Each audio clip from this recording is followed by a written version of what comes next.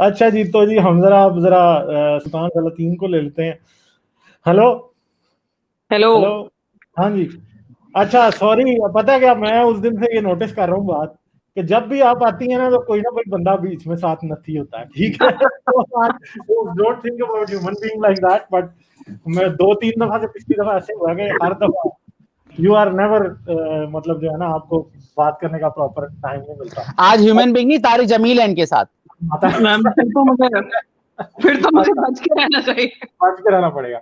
अच्छा, हाँ जी, वो शुरू में जो औरतों के बारे में 4 शादी की बात हुई, I would definitely like to have your comment on it. देखें, अगर वो मजाक कर रहे थे तब भी काफी डिग्रेडिंग टाइप का मजाक है।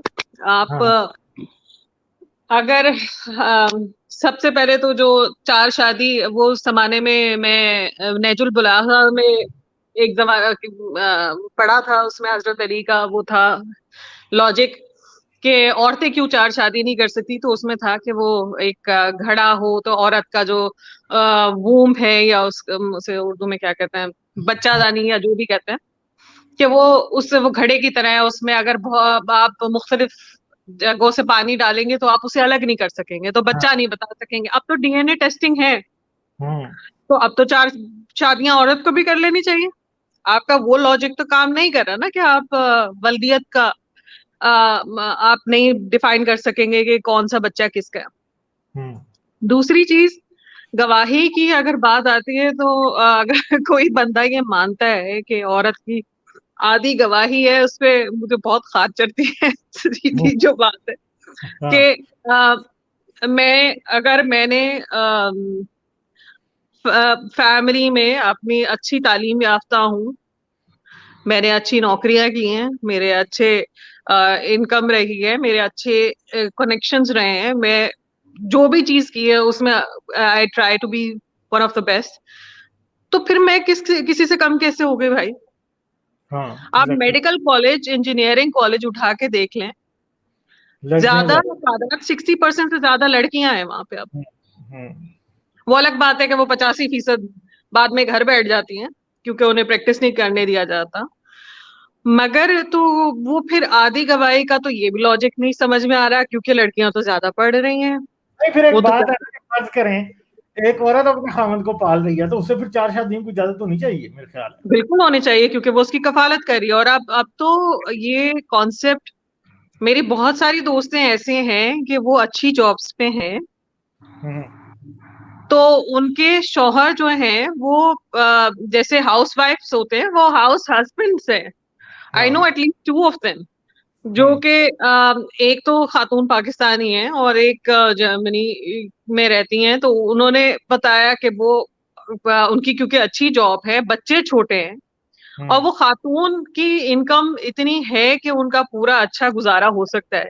हाँ और आदमी की शौहर इतनी नहीं है, आदमी की इनकम इतनी नहीं है कि जिससे घर चल सकता है। तो उन्होंने डिसाइड ये किया कि बजाय इसके कि हम नैनीज और इनके चक्करों में पड़े तुम कर और लो। बच्चों को किसी और के हवाले करें, हाँ शौहर घर पे रहता है, बच्चों की देखभाल करता है, घर संभालता है। वो जब घर आती है तो वो अपने हिसाब से कंट्रीब्यूट करती है, जो भी बच्चों का शाम को अगर कोई होमवर्क रह गया है या कुछ है, या घर में कुछ जैसे उसे खाना नहीं पकाती तो वो बर्तन धो लिए या कुछ कर लिए, वो आपस में उन्होंने डिवाइड किया हुआ है।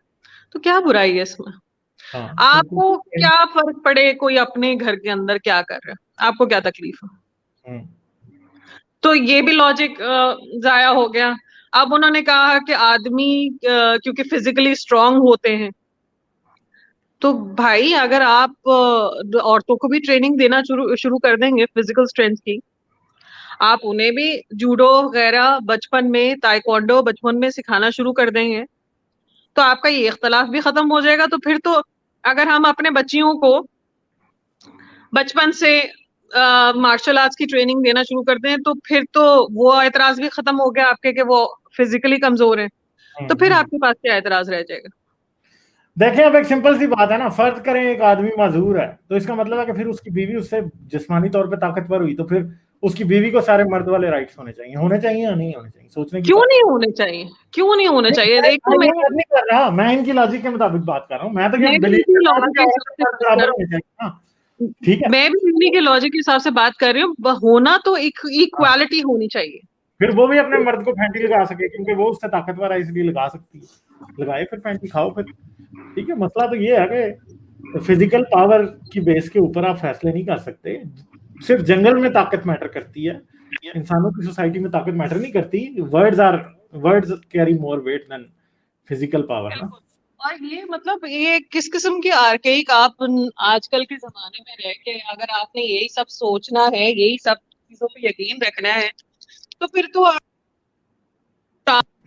ये फिर आपको मॉडर्न तालीम वगैरह तो छोड़ ही देनी चाहिए, क्योंकि फिर वो आपके बस की बात नहीं है, क्योंकि आपने अपने हिसाब से पिक एंड चूज करना है, तो वो चीजें तो फिर नहीं चल सकती, वो कंपैटिबल अरे भाई एक पॉइंट ऐड करूंगा, सलातीन है ना जो जी, जी। टॉपिक है उस पर एक पॉइंट से ऐड करूंगा कि यार 4 शादियां जो हैं मर्दों को इजाजत है, 4 बीवियां हो मर्द की। अच्छा, इस्लाम को अगर आप प्रूफ करना चाहें ना कि इस्लाम एक मैन मेड रिलीजन है और मर्दों को ज्यादा फेवर करता है, इसका बहुत आसान तरीका है। देखें, अगर मर्द को आपने 4 बीवियां, तो उसके मतलब इसका मतलब वो 4 मुख्तलिफ रातों में उसके बाद 4 मुख्तलिफ बीवियां होंगी, राइट? फिर 3 दिन वो रिपीट कर सकता है और अपनी बीवियों से 4। लेकिन जो एक बीवी है उसका नंबर इस हवाले से 3 दिन वो 4 दिन अकेले सोएगी, ठीक है? 3 दिन मर्द उसके साथ होगा, नंबर में मैं इधर उधर हो सकता हूं। अच्छा, यानी जो एक बीवी है, मर्द ने 4 शादी कर ली, लेट सपोज, ठीक है? अब बीवी के पास जो 2 से 3 रातें वो अकेली होगी। यहाँ सेक्स की मैं बात नहीं कर रहा, यहाँ पार्टनरशिप की बात हो रही। रात को कोई पार्टनर हो, बाएं से बाएं देख के मूवी देखने का दिल कर रहा है औरत का, तो क्या ये बात अनफेयरनेस नहीं है? गॉड को समझ नहीं आई थी बात के मर्द को तो सारी रातों में मुख्तलिफ फ्लेवर मिल रहे हैं, लेकिन औरत 2 से 3 रात अकेले है बिस्तर पे, बेचारी वो किसी से बात कर सकती है, तो ये फेयरनेस कहाँ गई सलातीन? यार एक बहुत अच्छी फिल्म थी जेन फोंडा की और रॉबर्ट रेडफोर्ड की। उसमें वो दोनों बूढ़े होते हैं और उन्होंने बताया कि वो तन्हाई, बच्चे बड़े हो गए हैं, अपने अपने घरों के हो गए हैं, दोनों अकेले हैं, और रात नहीं गुजरती, उसमें कोई फिजिकल एस्पेक्ट इन्वॉल्व नहीं था, एक साइकोलॉजिकल एस्पेक्ट कि आप तन्हाई का शिकार होते। वो जेन फोंडा उसमें ये कहती है कि मुझसे मुझसे रात नहीं गुजरती, कोई बातें कर रहा हो, मुझे कुछ नहीं चाहिए, कोई बातें कर रहा हो और मैं सो सकूं, कि आपको किसी के कंपेनियनशिप का एहसास हो कि कोई आपके पास मौजूद है। बाज़ औक़ात ये चीजें भी बहुत जरूरी होती हैं। और जैसे तुम कह रहे हो कि अगर वो 2 रात अकेली है वो, तो इसका मतलब है तीनों बीवियां 2-2 रात अकेली होंगी। यस, ठीक है, यस, गुड पॉइंट। तो आप कहाँ से इंसाफ कर रहे हैं? आप उनको बच्चों में मसरूफ करके कि वो बच्चों के साथ खेलती रहे, उनको संभालती रहे, आप बच्चे पैदा करते रहे और वो लगी रहे। तो इसमें आप क्या कह सकते हैं? ये और हमारे जो दोस्तों ने शादियां की 2, मैंने अपनी, आप लोगों ने भी देखा होगा यार, जिनकी 2 शादियां होती हैं, वो एक दूसरी बीवी गालियां देती है अपने शौहर को, कभी लव नहीं करती, एक बात। और ये कहा जाता है कि इस्लाम दीन फितरत है, तो भाई औरत की तो फितरत होनी चाहिए कि वो सेकंड वाइफ की इजाजत दे दे। कभी नहीं देती, बहुत कम होता है जहां दे देती है खुशी से, 90% इनकार करती हैं लोग। और दूसरी चीज जो आपको मानना चाहिए हर सूरत में, वो ये है कि औरत की भी जिस्मानी ख्वाहिशात होती हैं। आप इस चीज को इनकार नहीं कर सकते कि आप उसे डिनाई कर रहे हैं, चीज उसकी क्या पता ख्वाहिश हो नहीं हो, मतलब वो उसके ऊपर डिपेंड करता है ना, आप कैसे उसको डिनाई कर सकते हैं, और आप कैसे कह सकते हैं कि आप ही की ख्वाहिशात मानी रखती हैं, वो उसकी ख्वाहिशात मानी नहीं रखती। अब वही मैं जो स्पार्टिकस के शो में भी बात करी थी, उर्दू पॉइंट के अक्सर में वीडियोस मेरी नजर से गुजरती हैं, तो उसमें 90% जो मर्डर केसेस हैं वो ऐसे हैं जिसमें बीवी के अफेयर थे, या वो लड़की लड़का आपस में दोस्ती थी, मतलब सेक्स रिलेटेड है, और वो चाहे बीवी मरवा देती है, चाहे बीवी का बॉयफ्रेंड शौहर को मार देता है, या कुछ, या वो जो बॉयफ्रेंड ने वो उसकी अपनी गर्लफ्रेंड को मार दिया, वो किसी की बीवी थी, सारे इसी से रिलेटेड हैं। आप ये मत समझें कि औरतों की ख्वाहिशात नहीं होती, कि वो आप उन्हें दबा लेंगे, वो अब इसी तरह से फिर निकलता है।